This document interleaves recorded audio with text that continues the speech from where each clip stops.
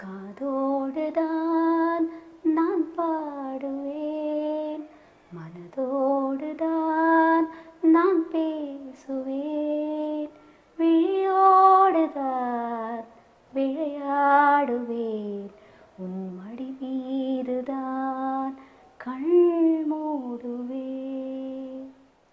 எனக்கு ரொம்ப பிடிச்ச பாட்டு. குறிப்பாக மழை ஓய்ந்த இரவு பொழுதுல நில ஒளியில குடும்பத்தோட உட்கார்ந்துருக்கப்போ இந்த பாட்டை பலமுறை பாடியிருக்கேன். இசை இல்லாத ஒரு உலகத்தை நீங்க இமேஜின் பண்ணியே பார்க்க முடியாது. இசை நம்முடைய வாழ்க்கையின் ஒவ்வொரு நொடியையும் சுவையாகவும் சமயங்கள்ல நம்ம துக்கத்தை போக்குற மருந்தாகவும் இருக்கு. ஏற்ற துணையாக என்னை மாற்றவா, குல விளக்காக நான் வாழ வழிகாட்டவா.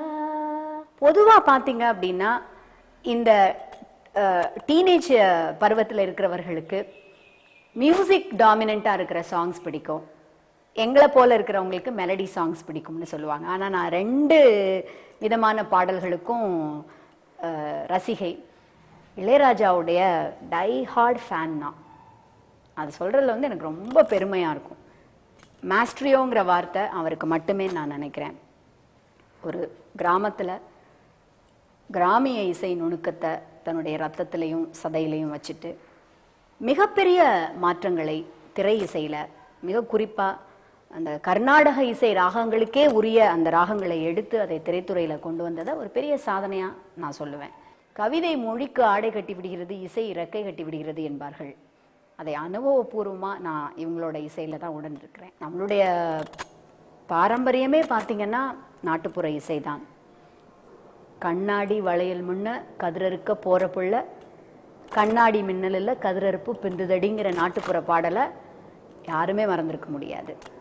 களைத்து உழைத்து சலித்து வருகின்றவர்களாகட்டும், அல்லது முழுக்க முழுக்க கணினியின் முன்பாக அமர்ந்து ஒரு நாளை அயற்சியோடு முடித்து வருவர்களாகட்டும், இசை என்கின்ற ஒன்றுதான் அவர்களை புத்துணர்ச்சிக்கு விட்டு சென்று அவர்களை மீண்டும் மீண்டும் ரீசார்ஜ் பண்ணுகின்ற ஒரு மிக முக்கியமான விஷயம். குறிப்பாக திரை இசை என்பது என்னுடைய வாழ்க்கையினிடையே ஒரு மிக முக்கியமான அங்கம்.